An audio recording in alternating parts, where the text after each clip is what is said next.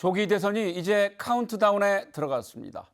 대선 주자들은 분초를 쪼개 전국을 누비고 매주 TV 토론회에서 얼굴을 마주한 채 진검승부를 벌이고 있습니다. 후보들마다 하나같이 내가 적임자다, 내가 제일 잘할 수 있다며 지지를 호소하고 있습니다. 그런데 이번 선거 대통령 탄핵으로 치러지는 조기 대선이기 때문일까요? 초중반 판세의 무게추는 과거 대선과 달리 한쪽으로 다소 기울어진 양상입니다. 오늘 시사토크에서는 주요 후보들의 정책과 비전, 그리고 전북 공약은 무엇이고 또 실현 가능성은 있는지 살펴보겠습니다. 양당에서 도당 상임 선대위원장을 맡고 있는 윤준병, 정운천 두 분 위원장과 함께합니다. 어서 오십시오. 네, 반갑습니다. 네, 먼저 이번 21대 대선이 가지는 의미는 무엇이고 또 왜 자당 후보가 당선돼야 한다고 생각하시는지 한 말씀씩 부탁드리겠습니다. 먼저 윤준병 위원장님부터 해주시죠. 네, 이번 대선은 조기 대선입니다. 그동안 헌정 질서 자체를 무력화시키려던 윤석열의 불법 군사 쿠데타 이거를 우리가 이제 국회나 국민이 무력화시켰습니다. 예. 그래서 이런 내란 세력에 대한 심판을 어떻게 해내느냐 하는 것을 결정하는 선거가 이번 조기 대선이라고 생각합니다. 그래서 단순히 양당의 선거가 아니다. 국힘과 민주당의 선거가 아니다. 오히려 국민과 내란 세력, 또 헌정 옹호 세력과 헌정 파괴 세력, 예. 또 민주주의를 제대로 정착시키고자 하는 세력과 민주주의 태행 세력과의 결전을 이루는 선거다. 이런 의미가 있는 선거가 있습니다. 그래서 이번 대통령 선거의 경우에는 뭐 이런 내용들이 잘 부각될 수 있는 후보가 선정이 돼야 된다. 이렇게 생각합니다. 예. 국힘의 김문수 후보는 내란 자체를 부정하고 있습니다. 오히려 사과조차도 안 합니다. 예. 이런 후보가 다시 대통령이 된다면 내란을 반복할 견성도 있는 그런 상태입니다. 또 그동안 윤석열 정부가 호남에 대한 홀대, 특히 전북에 대한 홀대를 꽤 많이 했습니다. 이런 부분도 이번 대선 과정에서 엄정히 심판해야 됩니다. 특히 이재명 후보는 시대 정신에 적합한 후보이고 또 위기 돌파 능력이 출중하기 때문에 현재 작금에 나와 있는 위기를 충분히 헤쳐나갈 수 있는 유능한 후보이기 때문에 이재명 후보가 이번에 반드시 선출되어서 차기 정부를 이끌어야 간다 이렇게 생각하고 있습니다. 예. 예. 정운천 위원장님. 예. 네, 안녕하세요. 제가 작년 총선에서 낙선한 이후 1년간 좀 조용히 쉬고 있었습니다. 근데 이번에 조기 대선에 제가 농식품부 장관 할 때 김문수 도지사가 경기도지사를 했습니다. 그때 함께 했던 게 화홍 간척단지 한 200만 평을 말산업단지, 말조련단지 그리고 에코단지로 이렇게 만들어가는 과정에서 함께 좀 일을 해봤어요. 그래서 참 이제 한 달밖에 안 된 상태에서 이렇게 출마를 했는데 그 김문수 도지사의 그 진면목을 좀 제가 알려드려야 되는 게 또 알 권리를 위해서 필요한 게 아닌가 해서요. 우선 노동운동 또 민주화운동 한 1년, 한 15년을 했고 경기도지사 2번 하고 또 국회의원 3번 하면서 참 그렇게 하고 또 그 안에 8년 동안에 경기도에서 한 일들이 뭐 GTX 그리고 삼성 반도체 단지 120만 평, 판교 광교 신도시 개발, 판교 테크노밸리 또 무슨 LG LCD 단지랄지 이 어마어마한 여러 가지 일을 하고서도 사실상 지금 현재 봉천동에 24평 전용 면적은 18평에 살고 있어요. 이렇게 청렴하게 하다 보니까 그 많은 일을 하고도 주위에 비리 하나도 없고 측근도 비리 없고 죽은 사람도 없고 그래서 이번에는 당보다는 정말 미래의 대한민국을 어떻게 이끌어갈 것인 그런 능력이 있는 분이 과연 사람 보고 한번 이렇게 추스려 달라 그리고 사람 보고 좀 판단해 달라는 차원에서 제가 직접 이렇게 왔습니다. 네. 최근에 이제 그 공식 선거운동이 시작된 이후에 여러 언론사에서 지금 여론조사가 진행이 되고 있습니다. 일부에서는 지금 이재명 후보가 50%를 넘은 그런 결과도 있었고, 뭐 최근에 좀 일부 약간 변동도 좀 보이고 있는데 현재 이런 여론조사 지지율 어떻게 보시고 남은 기간 동안 또 어떻게 전망하시는지 궁금합니다. 네, 정 위원장부터. 지금 전북만 해도 기울어진 운동장이죠. 완전히 기울 운동장인데 항상 제가 15년간 여기 와서 전북 발전을 시키면서 요구하고 주장했던 것이 우리 전북 발전 더 대한민국 발전을 위해서는 양당 체제에 여당 야당이 함께 가야 된다. 그게 최소한 7대3은 돼야 된다 그랬는데 지금 경상북도 경상남도는 이 후보 이재명 후보가 한 30%, 40%까지 나오잖아요. 예. 근데 여기는 이제 10%나 나올까 말까 지금 이런 정도죠. 그래서 김문수를 제대로 보면 저는 희망사항으로라도 대한민국 미래, 특별자치도의 미래를 위해서 한 30%꼭 달라고 부탁드리고 싶습니다. 네, 윤준병 위원장님 어떻게 보세요? 내란에 대한 심판 또 윤석열 정권의 실정에 대한 판단 이런 내용으로 보면 우리 전북이나 호남에서는 심판의 흐름이 계속 유지되고 있다 이렇게 판단을 합니다. 다만 이제 일각에서 주장하시는 것처럼 영남도 변하고 있으니까 호남도 좀 변해야 되는 거 아니냐 이런 얘기도 하는데 저는 우리 국힘 이제 윤석열 정권 3년 국정 운영하는 내용을 보면 본인들이 집권하고 힘이 있을 때 그 전에는 막 줄 것처럼 얘기하지만 힘이 있을 때는 자기 이권에 해당되는 것은 철저히 가져가는 그리고 호남에 대한 배려는 전혀 무시하는 이런 정권이다 이렇게 생각합니다. 그래서 선거할 때마다 꼭 표를 달라고 하는 국힘의 이런 호소 이런 걸 우리가 받아주면 꼭 뒤통수 받더라. 그래서 이번 경우에는 더더군다나 윤석열 정권 3년에 대한 실정 심판도 있지만 내란 세력에 대한 심판 의미가 강하기 때문에 그런 내용에 대한 엄정한 심판을 회초리를 제대로 드려야 되는 선거다. 그래서 다소간의 진영 결집이 있겠지만 이번만은 제대로 된 회초리를 들어서 엄정하게 특히 내란에 대한 이런 따끔한 맛을 확실히 보여줘야 된다. 그런 판단을 우리 국민들이 해주셔야 된다 이렇게 생각합니다. 알겠습니다.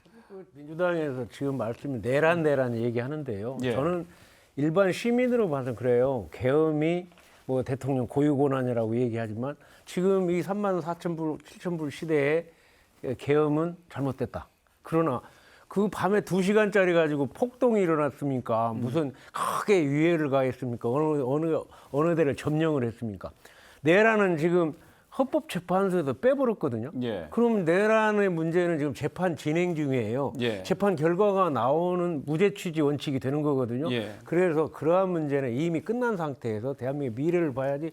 지금 민주당은 계속 내란으로 덮어 씌우기를 하거든요. 내란의 근거가 뭡니까? 사실상 그런 문제를 따져보면요.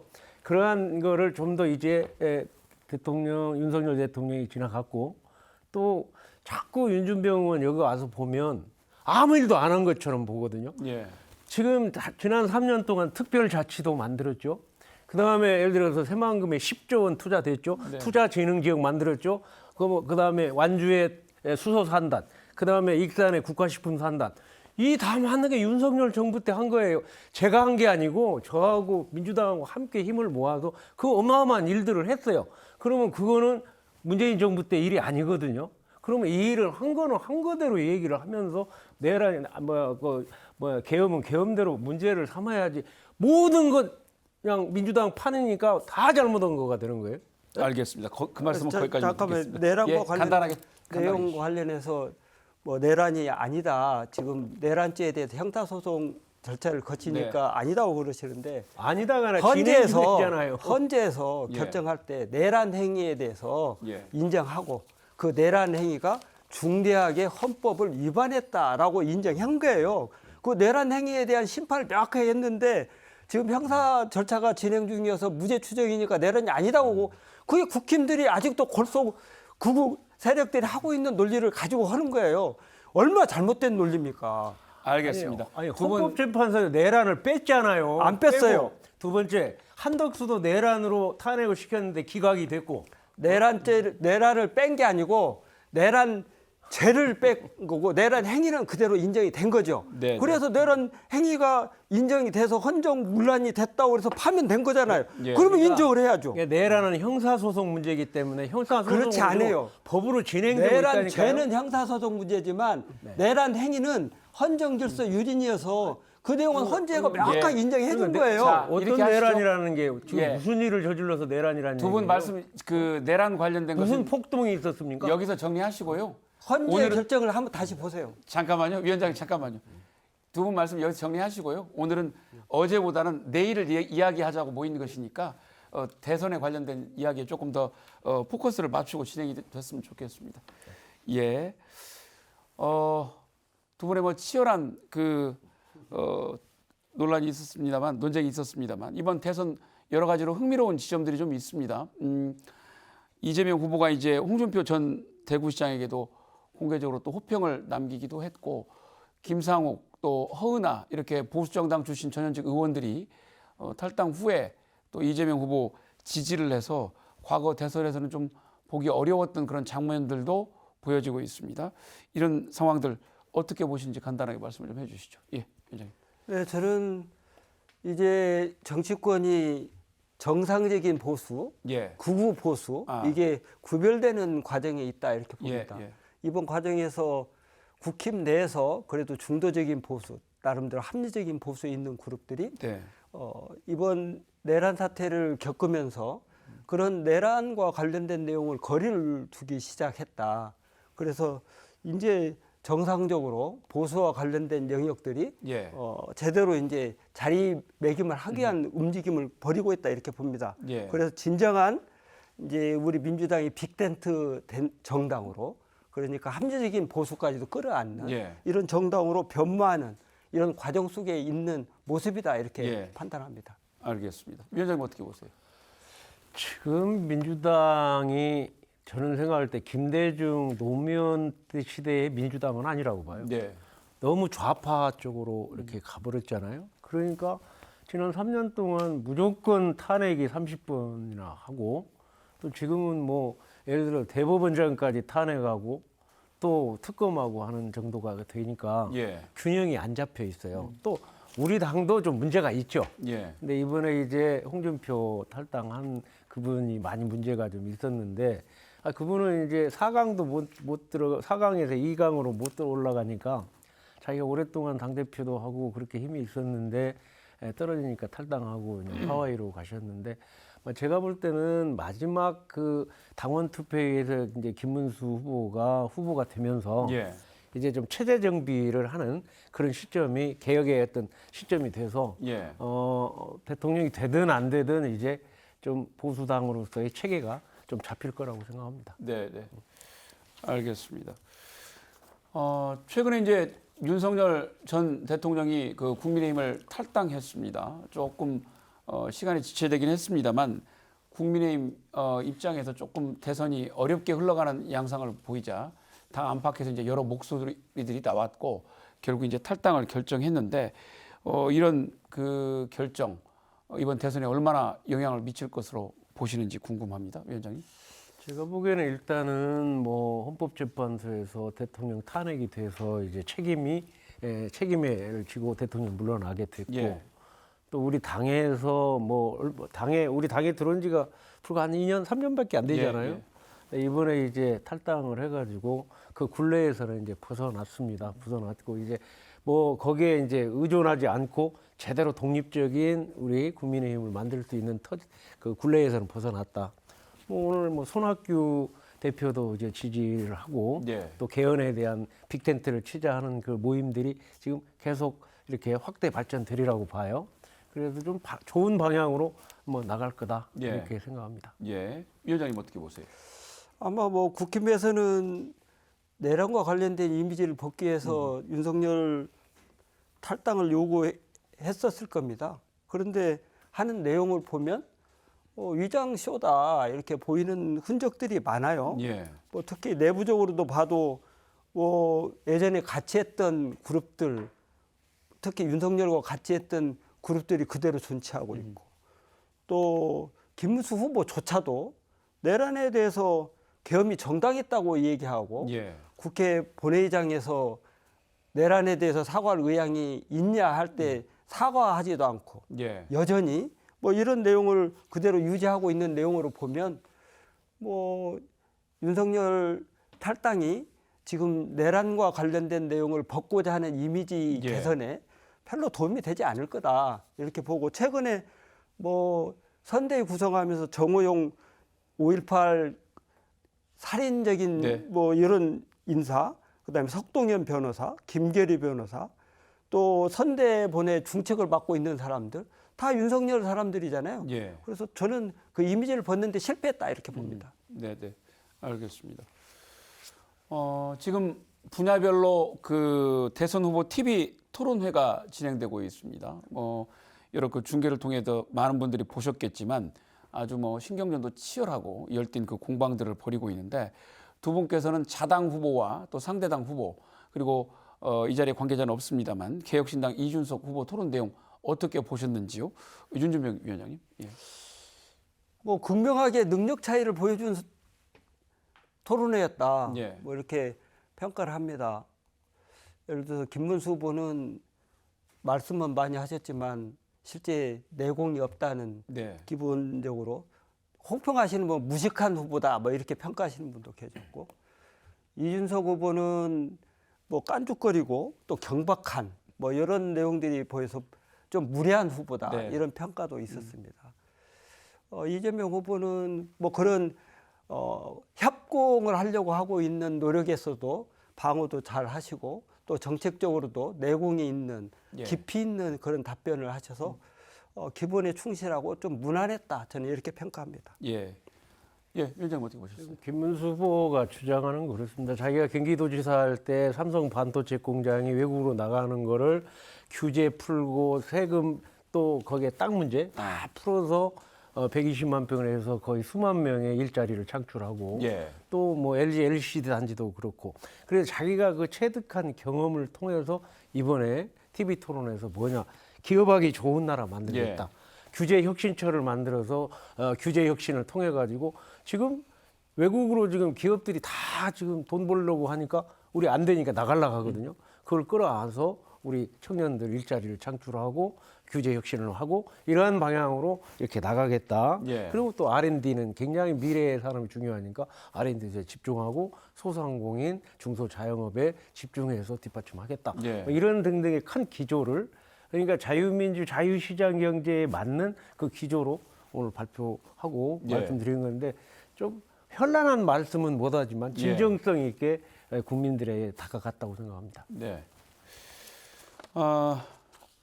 그 두 분께서는 지금 현재 그 우리나라의 그 국내외 양면에서의 현재 상황 여러 가지 위기감을 이야기하는 분들이 많습니다만 어떻게 진단하시는지 또 자당 후보가 어떤 자질과 능력 면에서 이런 상황에서 차기 국정 운영자로 적합하다고 보시는지 설명을 좀 해주시죠. 예, 위원장님. 가장 대통령이 되면 이 나라 5천만의 대표가 됩니다. 따라서 공공의 이익을 위해서 공무원으로서의 제일 중요한 거는 청렴성입니다. 경기도지사 할 때 처음에 들어가서 16위 꼴찌의 경기도의 청렴도를 1등으로 4년 만에 예. 만들어낸 분이에요. 청렴도뿐만이 아니라 자기 평생 삶을 그렇게 청빈하게 지금 봉천동에 24평짜리에서 살고 있고 심지어는 그 부인 그리고 딸이 또 사회복지사, 사위가 사회복지사로 있습니다. 특히 또 민주화운동 때 장기표, 김동길, 김문수 또 세 분만이 그러한 민주화 보상금을 이렇게 신청하지 않고 이러한 등등으로 봤을 때 정말 깨끗하게 능력 있게 경영을 해온 분이라고 저는 이렇게 보고 있거든요. 그래서 그러한 거를 기본으로 해가지고 본다고 하면 제가 생각할 때 많은 국민들이 거기에 공감해 주리라고 생각하고요. 예. 또 그러한 맥락에서 기업하기 좋은, 살기 좋은 나라를 만들겠다는 그 의지가 그냥 말로 하는 게 아니고 예. 거기에 경험을 통해서 우러나온 그러한 등등이기 때문에 국민들이 많이 어필이 될 거라고 생각합니다. 네, 네, 윤준병 위원장님. 네, 저는 뭐 현재 경제 상황은 안으로는 그동안 윤석열 정부 3년 동안 뭐 경제 폭망했고 예, 또 민생 파탄됐고 또 경제 성장 엔진 0%대로 추락했고 이런 내용들에 대한 책임이 있다고 봐요. 또 불법 계엄으로 경제 심화 더 시켰고 이런 내용에 대해서는 뭐 김문수 후보를 비롯한 국힘에서 책임을 져야죠. 네. 또 외환의 경우에는 트럼프 취임, 또 보호무역주의 확산 뭐 이런 것들이 심화되고 있기 때문에 이런 내부나 외환을 잘 극복할 수 있는 예. 후보가 누구냐가 중요한데 이재명 후보는 여기에 적합한 후보다. 특히 내란 종식에 대한 국민의 신뢰가 월등하게 앞서 있고 예. 또 성남시장이나 경기도지사 또 당대표 하는 과정 속에서 여러 가지 유능함을 입증해냈다. 그러면 현재 주어져 있는 여러 가지 현재 상황, 내적으로 어려운 경제 여건, 예. 대외적으로 몰려오고 있는 그 무역 파고 예. 뭐 이런 내용을 극복할 수 있는 그런 후보가 지금 필요한 시기인데 그런 시대적인 상황이나 또는 역사적인 소명이나 이런 측면에서 보면 아주 적합한 후보가 예. 이재명 후보다 이렇게 보고 있습니다. 예. 예. 아까 모두에서 그 얘기를 드렸는데요. 예.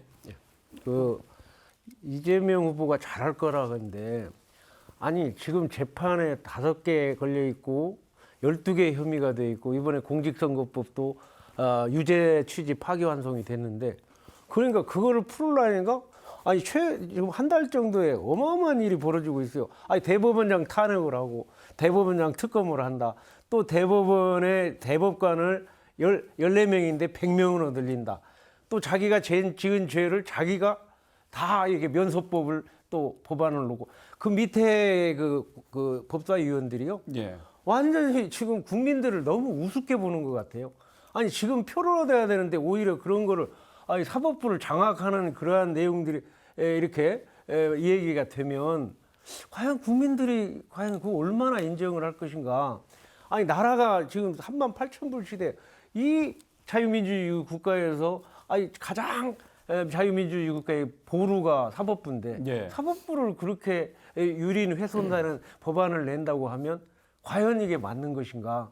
정말 저는 그냥 이해를 할 수가 없어요. 예. 정 위원장님 말씀 여기까지 듣고 그와 관련된 반론 간단하게 뭐 저는 듣고 다음 뭐 주제로 넘어가겠습니다. 지금 작금에 이루어지고 있는 사법 쿠데타와 연계돼서 그걸 예. 바로잡고자 하는 내용에 대해서 이해가 안 된다고 그러는데 예. 아니 통상적으로 하면 정상적인 절차를 거쳐서 사법 절차를 진행해야 되는데 아니 소부에서 심의도 않는 거 전체 합의부로 데려다 놓고 전체 합의부에서 통상의 경우에는 1년 이상 심리가 있어야 되는데 8만 페이지에 해당하는 예. 며칠 안에 하고 이게 어떻게 정상적인 사법 질서입니까? 예. 그걸 가지고 정상적이라고 보고 왜 그걸 제대로 그대로 하도록 방치 않냐 이렇게 얘기하는데 잘못됐으면 잘못된 부분을 바로 잡아야죠. 그걸 가지고 이해가 안 된다고 하는 사람 자체를 나를 이해를 못 하겠어요. 예. 그 말씀도 여기까지만 듣고 다음 주제로 넘어가겠습니다. 이번 대선의 가장 큰 쟁점 가운데 하나가 대통령 임기와 관련된 개헌 문제이지요. 이재명 후보는 4년 연임제 개헌을, 김문수 후보는 4년 중임제 개헌을 지금 제안을 하고 있습니다. 뭐 비슷한 듯 달라 보이고 다른 듯 또 비슷해 보이는데 자당 후보 개헌안 취지와 내용 설명을 좀 해주시죠. 예, 윤 위원장님. 예. 예, 이재명 후보 개헌 개헌 계획을 발표하셨는데 그동안 거론됐던 상식적인 수준의 국민들이 나름대로 동의하고 있는 내용으로 이렇게 전개가 됐습니다. 첫 번째가 국회 권한을 강화하고 대통령 권한을 축소한다. 예. 뭐 이런 내용. 그다음에 대통령에 대해서는 4년 연임제, 예. 그다음에 결선 투표제, 또 총리에 대해서는 국회 추천제 이런 내용들을 담고 가능하면 2026년에 국민 투표를 하든지 안 되면 2028년까지는 국민 투표를 해서 개헌을 하자 이렇게 제안을 했습니다. 저는 뭐 내용도 합리적일 뿐더러 또 중간 평가를 통해 가지고 대통령에 대한 엄정한 평가, 그다음에 그게 국정에 반영될 수 있는 계기를 만드는 내용이어서 예. 상당히 합리적인 개헌 구상이었다 이렇게 예. 평가하고 있습니다. 네, 네. 정 위원장님. 예. 지금 이 엄청난 변화의 시기에 40년 동안의 87 헌법 체제가 그대로 있는데 대통령마다 계속 개헌하겠다는 얘기를 하고 그 다음에 쏙 들어가요. 권력만 예. 잡으면. 막 5년 동안 그렇게 예를 들어서 개헌을 또 하겠다고 지금 이재명 후보가 얘기하지만 제가 생각할 때는 우리 지금 김문수 후보의 내놓은 얘기가 엄청난 차이가 있는 게 뭐냐면 예. 자기 권력을 3년 만으로 끝내겠다. 예. 그래서 국회의원하고 동시선거하겠다. 예. 국회의원 동시선거함으로써 그러한 엄청난 그러한 선거 비용을 줄이고 또 어떤 국정의 안정성을 가져오겠다는 게 예. 첫 번째고요. 예. 엄청난 차이입니다. 그러면 만약 3년으로 한다고 하면 대통령 되자마자 바로 개헌으로 개헌 정국으로 해서 대통령이 기구를 만들어서 할 거 아니겠어요? 두 번째는 지금 현재 국회 권한도 너무 커요. 국회의원들이. 예. 이게 국회의원들의 면책 특권, 불체포 특권을 제한하겠다. 또 대통령의 불소추 특권도 제한하겠다. 이게 또 굉장한 의미가 있는 거고요. 만약 동시 선거를 이렇게 한다고 하면 국회의원 선거구도 사실 지금 소선거구제로 이렇게 지역의 지역주의 극복을 못하니까 뭐 중대선거구로 만들고 이렇게 하면서 좀 87 체제로 완전히 바꿀 수 있는 거를 바로 대통령 되자마자 하겠다 하는 의지가 예. 이 3년으로 당겨져 있다고 봐야 합니다. 예. 그래서 저는 생각할 때 이번에야말로 국민의 60% 70%가 개헌을 원하기 때문에 그 개헌을 꼭 이루어져서 대한민국이 좀 그 발목 잡히지 않고 앞으로 나갈 수 있도록 특히 이번에 대통령 탄핵이 되면 더더욱이 개헌은 필요하죠. 그래서 특단의 그러한 3년 임기 조치를 하겠다. 그렇게 한 것은 굉장히 유의미한 거고 국민들이 아마 그거는 아마 받아들이지 않을까 이렇게 예. 생각을 합니다. 뭐 간단하게 반론하시겠습니까? 저는 뭐 불법 비상계엄을 한 그룹에서 뭐 대통령의 권한이 어떻고 국회 권한이 강하다 이렇게 얘기하는 것 자체는 예. 이해를 못하겠어요. 국회 권한이 이 정도 되니까 그래도 불법 비상계엄을 막았지 않겠어요? 네. 그러면 당연히 대통령제 하에서는 대통령 권한이 엄청 세가지고 그걸 견제할 수 있는 수단이 약한데 그러면 대통령 권한과 국회 권한을 비슷하게 만들어서 상호 상권 분립이 유지될 수 있는 틀을 만들겠다는 그 구상이 아주 당연한 거죠. 예. 그러니까 이건 뭐 3년 단축해가지고 바로 하겠다 이건 대선용 면피용 개헌 아니지 예, 실제 예. 실행 의제가 전혀 없는 예. 그냥 말장난하는 그런 정도 수준이라고 저는 평가해요. 네, 네. 알겠습니다. 지난번에 있었던 대선 후보 첫 번째 TV 토론회에서도 나왔던 얘기입니다만 4.5일 근무제 이야기도 상당히 그 이야기거리가 되고 있습니다. 이제 민주당에서는 임금 손실 없는 노동시간 단축, 또 국민의힘에서는 상대적으로 유연근무제 확대에 초점을 맞추고 있는데요. 이 부분에 대한 것도 입장을 좀 설명을 해주시죠, 위원장님. 4.5를 5일을 4.5로 하면요. 1년으로 하면 26일이거든요. 예, 대한민국은 자원이 없는 국가에서 인적 자원밖에 없어요. 예, 근데 지금은 이제 재테크 시대가 된 게 뭐냐면 집에서도 근무하고 회사에서도 근무하고 근무 환경이 전혀 다르거든요. 네, 그래서 우리 당에서는 4.5일을 줄인다고 하면 유연하게 예, 줄일 때는 줄이고 늘릴 때는 늘리는데 대신 어쨌든 그 4.5일로 줄이잖아요. 예, 그러면 그만큼 근무 시간이 줄잖아요. 그럼 민주당에서는 줄이고 월급은 그대로 주겠다는 얘기거든요. 예, 그래갖고 경쟁력이 생기겠냐고요. 예, 그래서 저희들은 그러한 거를 지금 변화가 엄청나게 빠르기 때문에 각 회사가 좀 유연하게 할 수 있도록 하자. 뭐 그렇게 정책을 펴고 있습니다. 네, 네, 위원장님. 네, 뭐 시간을 줄이면서 유연하게 해서 뭐 그대로 주자고 그러면 시간 유연근무제 하면 거기다가 가산금이 붙어서 예, 그걸 안 된다고 하는 게 김문수 후보의 그 노동부 장관 시절 공식적인 답변이에요. 예. 그러니까 본인 토론에서도 그 내용 지적되던데 말장난하지 말아라고. 예, 예, 뭐 이제 내용은 그런 거예요. 4.5일제를 도입하자 하는 취지는 기본적으로 경제 성장은 제대로 됐는데 그 생산력이 그만큼 늘어나서 외적인 영역이 늘어났으니까 그 내용에다가 플러스해서 인구는 줄으니 예, 그만큼을 감내할 수 있도록 좀 시간을 줄여서 근무할 수 있는 체제를 만들고 거기에 상하는 일자리를 좀 늘리자. 예. 뭐 이런 뜻이 담겨 있어요. 다만 4.5일로 바꾸게 되면 소득이 줄어들 수 있는 한계가 있죠. 예. 그러니까 이건 또 예전에 우리가 2003년도에 5일제 도입했을 때와 같이 사회적 대타협을 통해서 차근차근 만들고 4.5일제 도입하는 업체에 대해서 전향적인 지원을 좀 하고 이렇게 해서 만들어 가자는 취지인데 이걸 자꾸 다른 얘기를 왜곡해가지고 막 공격만 해요. 예, 실제 담겨 있는 뜻은 잘 이해를 못하면서. 그러니까 기업 경쟁력을 갖추면서 노동시간 단축 이런 등등을 전제로 할 거냐. 예. 기업은 어떻게 되는지 간에 노동시간 단축해서 임금은 그대로 주고 하냐 이런 차이예요. 이재명 대표가 이번에 말씀한 대로 노동시간 단축은 하는데 임금 손실 없이 한다. 딱 정리를 하대요. 하는데 모든 기업의 운영 자체는 기업의 경쟁력이 있어야 세계 경쟁력에서 기업이 돈을 벌고 돈을 벌어야 그게 돈이 돌아서 소득이 되고 또 예. 직원 월급을 줄 거 아니겠습니까? 예. 그래서 그러한 거를 좀 체계적으로 해보자고 하는데 자꾸 알겠습니다. 다른 얘기를 하면 잠깐만, 그 제가- 말씀은 위원장님 잠깐만요. 다음 질문이 어쨌든 또 노동계와 또 관련이 있을 수 있는 그 질문이기 때문에 그 말씀하실 때 아울러서 같이 말씀해 주셔도 좋을 것 같습니다. 뭐 양당 그 노인 정책에도 조금 그 차이가 있습니다. 이재명 후보 현재 60세인 법적 정년을 65세로 늘리겠다고 하고 있죠. 김문수 후보는 이제 그것보다는 그 각종 노인들이 받는 연금을 강화하는 쪽에 지금 무게를 두고 있습니다.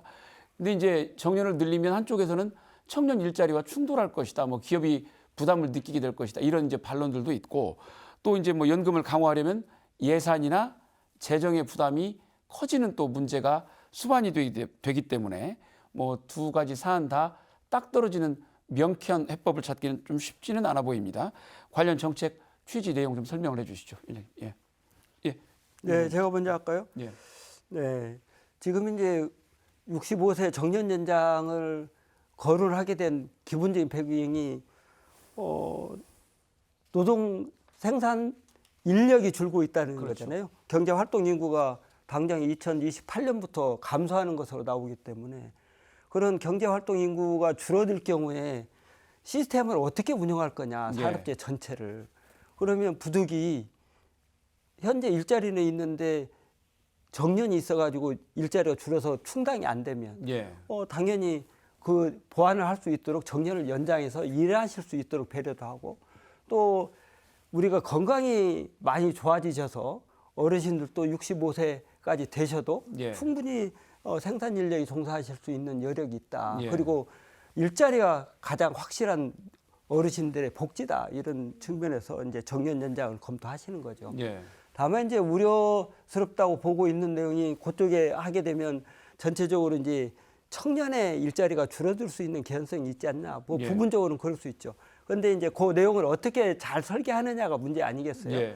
어르신 일자리에 정년을 연장하면서 청년들이 들어올 수 있는 문호가 줄어들지 않도록 하기 위한 노력도 제대로 정비하면서 이제 중복이 되고 있는 그런 중첩이 돼서 경쟁이 된다면 그런 내용은 청년이 우선적으로 갈 수 있도록 배려한다든지 이런 기본적인 내용을 전제로 해서 연장에 대한 검토를 해야 되겠죠.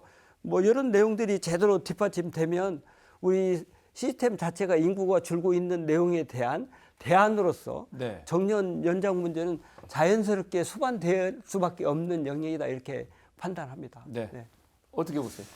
지금 제가 그 65세 연장하면 그 연장한 만큼 모든 나머지 또 일자리가 문제가 될 거 아니에요. 청년인 뭐든. 그래서 좀 유연하자는데 제가 보기엔 이렇습니다.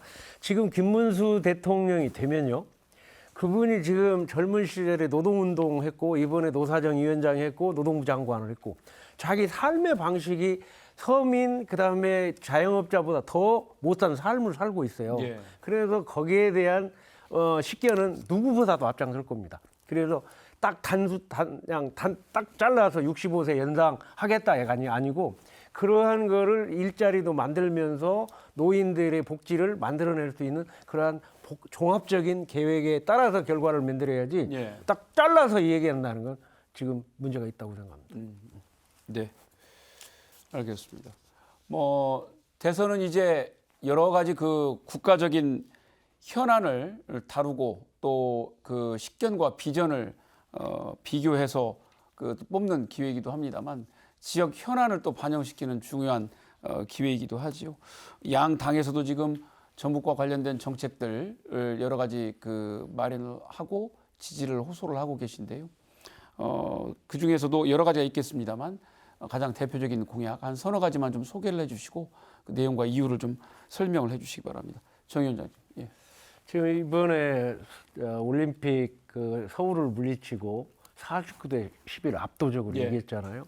정말 작년 잼버리 아픔을 극복하고 김관영 지사이야 서울의 도민회장이야 전부 힘을 모아서 예. 결정을 했는데 문제는 이제 외국에 지금 현재 인도, 인도네시아, 카타르, 사우디아라비아, 뭐 유럽 한 10개 나라가 경쟁을 네. 해요.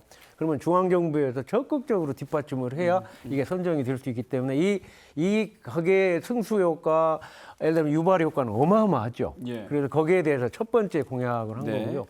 두 번째는 정말 청주 청원이 통합이 돼가지고 예. 충북이 우리가 그 이전에 우리보다 못 살았는데 지금은 거기가 GRDP 5천만 원, 우리는 3,500만 원입니다. 그래서 전주 안주 통합을 할 수 있도록 중앙정부에서 적극적으로 뒷받침을 하겠다. 그래서 우리가 특별자치도의 미래를 위해서는 전주 안주 통합이 필수입니다. 예. 그래서 그 부분을 이제 뒷받침을 하겠고, 그다음에 세 번째로 이제 새만금 문제는 다 지금 답은 나와 있어요. 중요한 문제는 뭐냐면 예. 이번에 이를테면 50만 평을 예를 들어 50만 원이 평당 50만 원인데 1% 예. 5천 원 평당 5천 원 가지고 할 수 있도록 만든 한 1,000억을 예산을 들여서 했는데 그 50만 평에 입주 기업이 그냥 몰려왔어요. 예. 그래서 이걸 대폭 늘려서 기업이 들어오려면 세금하고 그다음에 규제 혁신하는 거하고 땅값 문제거든요. 예. 이 세 가지를 근본적으로 한번 바꿔보자. 그렇게 해서 대통령 직속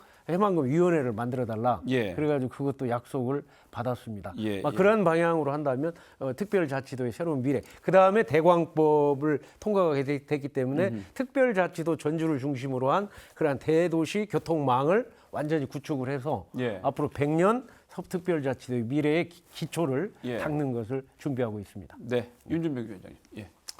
뭐 타당의 대선 공약과 관련된 내용 뭐 지적하는 것이 좀 그렇긴 한데 뭐 GTX나 이쪽은 전주권과 관련된 내용은 없어요. 예. 말씀하시는데 그건 바로 잡고요. 예. 저는 전주 하계 올림픽 2036년 유치 성공할 수 있도록 국가적인 총력 지원 체계를 구축해서 예. 만들자 하는 데 대해서 같은 공감을 예. 하고요. 기회 삼아서 우리 전북의 K컬처의 메카로 이렇게 성장시키자. 또 그 연계해서 초광역권 연결망을 확대하자. 뭐 이런 내용이 담겨 있고 또 앞으로 이제 우리 경제 성장 동력이 될 AI와 연계돼서도 우리 전북도 AI 연계 융복합 산업 유치하고 첨단 전략 산업을 육성해야 될 필요가 있겠다. 네, 네. 또 새만금과 관련해서도 그동안 뭐 여러 가지 얘기가 있었습니다만 일단은 새만금과 관련해서 SOC를 조기 완성시키자. 예. 매번 뭐 한다고만 하고 예, 끌지 예. 말고 조기 완성시킨다. 그러면서 풍력, 태양광, 조력을 기반으로 한 국가 산업단지를 제대로 아리백 산업단지를 만들어서 육성하자. 또 금융 특화 중심 도시, 또 공공의대 신설 뭐 이런 내용을 이번에 우리 전북 공약에 담았습니다. 예, 예. 알겠습니다. 이번에 이제 개별 질문을 좀 드려야 할 것 같은데요. 정우천 위원장님께서는 이제 조금 전에 그 지역 공약과 관련해서 새만금 관련해서 여러 가지 말씀을 해주셨어요. 과거 이제 현직에 계실 때도 뭐 누구보다도 뭐 새만금 대사라는 그 타이틀을 붙여도 저 부족할 만큼 열심히 뛰신 걸로 알고는 있는데 사실 이제 2년 전만 해도 잼버리 파문의 여파로 인해서 정부에서 78%나 되는 예산을 삭감을 했던 적이 있었기 때문에 김문수 후보의 이런 그 새만금 관련 공약, 정책 이 믿을 수 있을까 하는 그런 시선들이 많은 것 또한 사실입니다. 어떻게 보세요? 이번에 직접 가서 새만금에서 제가 직접 브리핑하고 서로 대화를 했는데 네. 뭐 알다시피 제가 너무 많이 알기 때문에 예. 제가 그런 얘기를 했어요. 막 이렇게 공약하고 얘기한다고 되는 게 아닙니다. 예. 예를 뭐 하나를 하더라도 이게 부처가 7개 부처가 있어요. 예. 7개 부처가 조율을 해가지고 진행을 해야 되고 예를 들어서 농업단지를 예를 들어서 복합용지로 만들려고 해도 몇 개 부처가 또 힘을 합쳐야 되거든요. 예. 그래서 대통령 직속기구를 하나 제대로 만들어서 직속기구 위원장을 해가지고 대통령이 거기에다가 힘을 실어주고 그래야만 지금 현재 국무총리 직속기구로는 안 된다. 그랬더니 그것도 약속을 했습니다. 특히 이제 김문수 후보가 염두에 둔 거는 저기 삼성 반도체 단지를 외국으로 나가는 거를 평택에 유치를 하면서 예. 가장 중요한 게 땅값이다. 예. 땅값을 어떻게든 좀 적게 하는 방법을 찾아야 된다 그랬는데 제가 그 제안을 했어요. 지금 땅을 그냥 팔수려면 원가에 최소한 50만 원, 100만 원 주고 팔아야 되는데 예. 오히려 50년, 100년 장기 임대용지로 거기에 1%만 내는 게 지금 시행을 했으니 예. 그 방법을 확대합시다. 예. 근데 지금 현재 2차 전지로 해서 10조 원이 지금 LG, 그다음에 SK, 그다음에 LS 다 들어오기로 했잖아요. 예. 그리고 투자진흥지역 만들어서 5년 동안 세금 감면이 되는데 그 지구가 한 280만 평 되거든요. 예. 나머지를 더 키워가지고 그런 기업이 유치될 수 있도록 하자. 근데 중요한 건 뭐냐면 대통령이 아무리 공약을 해도 안 됩니다. 예. 공약을 하면 여기에 있는 정치인들이 국회의원들이 끊임없이 가서 그 좀 끄집어 와야 되거든요. 예. 근데 민주당은 공천만 받으면 당선되니까 일을 안 해요. 예. 예. 네? 그래서 저하고 이제 제가 자꾸 이제 밀어주면 이제 한병도 위원장하고 같이 해봤는데 위원장하고 손을 합치니까 일이 되죠. 예. 네? 그래서 제가 30% 달라 또 야당 국회의원 한 명이라도 달라는 이유가 그거였는데 아니 국민들이 알기는 아는데 표 찍을 때는 이상하게 안 찍어줘 버리니까 그냥. 알겠습니다. 그 말씀 거기까지 듣겠습니다. 윤준병 위원장님, 최근에 이제 TV 1차 토론 끝난 이후에 그 제2중앙경찰학교 관련해서 이른바 양다리 공약이다 이런 논란이 불거졌습니다. 이제 남원이 충남 아산시하고 치열하게 유치 경쟁을 벌이고 있는데 지역 공약을 살펴봤더니 이재명 후보가 양쪽 지역에 다 공약을 했더라. 그러면 결국 당선되면 어느 한 지역은 못 지킬 공약 아니냐 이제 이런 게 핵심입니다. 어떻게 보세요? 아니 아산하고 경쟁하니까 그러면 경찰학교 이전 문제는 그럼 다 양쪽 다 빼면 그럼 다 좋아할까요? 이제 그 중에 어딘가는 선택해야 되겠죠. 예, 예. 그러면 빼고 선택하면 그걸 하려고 미리 뺐다고 그럴 거고. 예, 예. 이제 넣어놓고 하면 지금 이제 말씀하신 것처럼 그럼 우리 독점적으로 받고 싶은데 못 받았다고 이제 또 비판할 거잖아요. 예. 그래서 나름대로 고민 끝에 하려고 하고 있는 내용은 서로 할 수 있도록 추진해라. 예. 대신에 서로 공정하게 추진할 수 있는 내용에 대해서는 정부가 공정하게 지원하겠다. 이런 취지로 반영을 한 거예요. 그게 양다리 공약이 아니고. 예, 예. 다만 이제 뭐 내용적으로 보면 뭐 공정하게만 하면 남은이 올 수 있다는 이제 부지도 확보돼 있고 예. 뭐 그런 내용이니까 그때 가서 좀 판단을 해봐야 되겠지만 예, 예. 그래서 이 내용이 뭐 여기도 넣고 이쪽에서 표 달라고 그런 게 아니고 예. 그 내용들을 서로 공약 때문에 실망하지 않도록 하면서 서로 공정하게 관리하겠다는 정부의 의지도 표명한 예. 이런 내용으로 담겨 있는데 그걸 양쪽으로 양다리 공약이라고 비판하시는 후보가 있더라고요. 보니까. 예, 예. 네. 알겠습니다. 여러 가지 이제 구슬이 서말이라도 뭐 뼈야 보배라는 말도 있습니다만 이제 공약이 무조건 많이 올린다고 해서 다 실현되는 것은 아니지요. 차기 정부의 국정과제에 또 반영을 시켜야 하고 진행 과정에서 또 드라이브를 많이 걸어야 할 텐데 정치권의 역할 뭐라고 보시는지 간단하게 말씀시켜 주시죠. 예. 제가 작년에 김관영 도지사와 야당과의 협의기구를 만들고 네. 또 협치의 공식화를 했잖아요. 예. 그때 일이 많이 했어요. 예. 뭐 일테면 뭐 10조 원 투자랄지 또 완주의 수소 산단, 뭐 국가식품 산단, 뭐 여러 가지를 예. 했잖아요. 특별자치도를 강원도 11년 걸린 거를 우리는 1년 만에 해결했고. 예. 근데 이걸 제가 했다는 게 아니고요. 예. 역시 선물을 맞잡으니까 여당 야당이 예산도 만들고 법도 만드는 거기 때문에 그렇게 해서 성공을 했어요. 근데 지금 현재 이런 일들이 이루어지려고 하면 이제는 국회의원이 없어요. 예. 그렇다면 대통령 선거라도 조금은 지혜롭게 표를 좀 주셔야 네. 희망을 갖고 할 거 아닙니까? 근데 예를 들어서 그냥 김대중, 문재인, 노무현 때 그렇게 90% 줬는데 지금 된 게 뭐 얼마 없어요. 예, 예. 그러니까 그런 부분을 이제 좀 의식혁명, 특별자치도가 됐으니까 좀 의식혁명을 해서 좀 균형을 가질 수 있도록 해주신다면, 아니 제가 중앙의 통로 역할도 이번에 이렇게 하고 뭐가 좀 올라가야 우리 당에다가 야, 전북도 이 정도 올라갔다 네, 이 네. 얘기할 수 있지 않겠습니까? 알겠습니다. 네, 뭐 이번 공약 내용은 예. 꽤 우리 지역 현안과 관련된 내용들이 많이 반영된 공약이었다 예. 이렇게 생각합니다.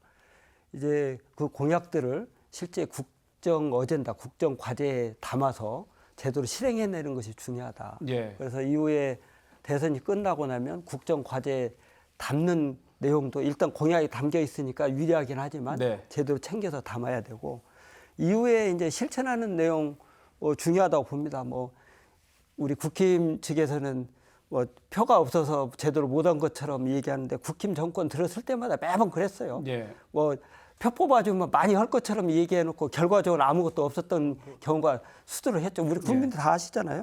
저는 이번에 내용은 우리 전북의 정치권이 이제 소수이기 때문에 예. 똘똘 뭉쳐야 된다. 기본적으로 단결을 제대로 해서 에너지가 제대로 열정과 의지가 제대로 표출될 수 있는 여건을 제대로 만들어내야 된다. 예. 이번에는. 예. 그래서 일단 민주당 정부가 만약에 수립되게 되면 그런 내용들을 우리 후보도 잘 인식하고 있기 때문에 우리 전북에 대해서 뭐 지방 서름, 호남 서름, 또 전북의 서름 삼중고에 허덕이고 있었던 예. 과거 내용을 잘 인식하고 있기 때문에 이번의 경우에는 공약에 반영된 지역 현안들이 네. 제대로 국정 과제로 담기고 그게 잘 실천될 수 있도록 저희들도 최선을 다해서 네, 호소도 하고 또 잘 찾아뵙고 이렇게 노력을 하겠습니다. 알겠습니다.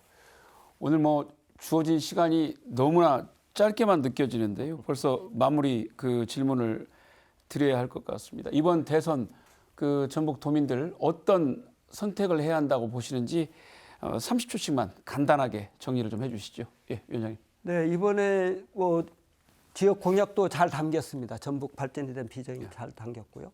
또 특히 이번 대선의 경우에는 국정 유린에 대한 내란에 대한 심판의 의미도 있고 또 지난 3년간 윤석열 정권의 예. 전북 홀대에 대한 심판의 의미도 담겨 있습니다. 그래서 이런 때일수록 우리 전북 도민 여러분께서 회초리를 들 때는 제대로 회초리를 들어야 된다. 예. 그리고 내란 세력이 앞으로 준동하지 못하도록 명확하게 엄정하게 따끔한 맛을 보여주실 때가 됐다. 그런 의미에서 네. 저는 이번에 전북권에서 회초리를 들 때 제대로 들어야 된다는 의미에서 예.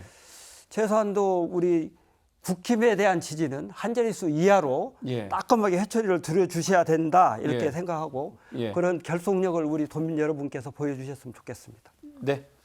저희가 126년 만에 특별자치도로 승격이 돼서 출범을 했습니다. 이제 우리 도민들께서도 좀 더 균형 감각이 있는 의식혁명이 필요하다고 생각합니다. 모든 일은 균형이 양팔이 있어야 되고 양 날개가 있어야 되거든요.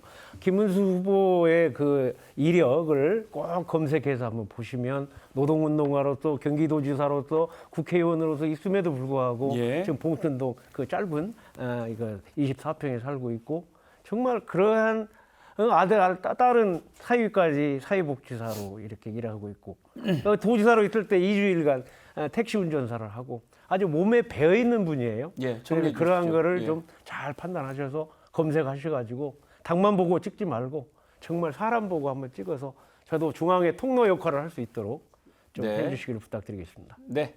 말씀 잘 들었습니다. 예. 대한민국의 미래를 바꿀 선택의 시간이 다가오고 있습니다. 우리가 겪은 혼란과 위기의 시간이 다시는 되풀이되지 않도록 지역을 위하고 또 국민을 위해 헌신할 후보는 누구인지 꼼꼼히 따지고 검증해 봐야 합니다. 오늘 순서 여기서 마칩니다. 함께해 주신 여러분 고맙습니다.